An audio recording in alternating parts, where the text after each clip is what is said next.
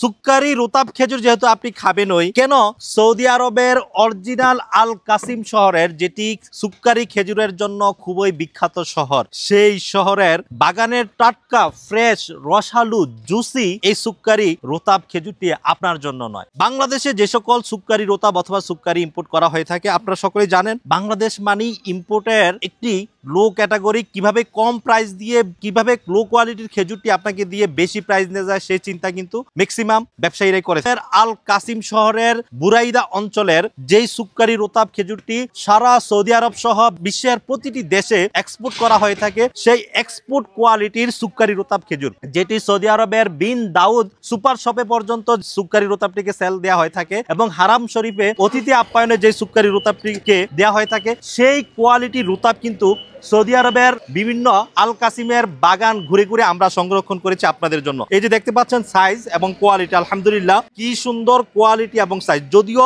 আপনার হাতে পৌঁছানো পর্যন্ত এই কালারটা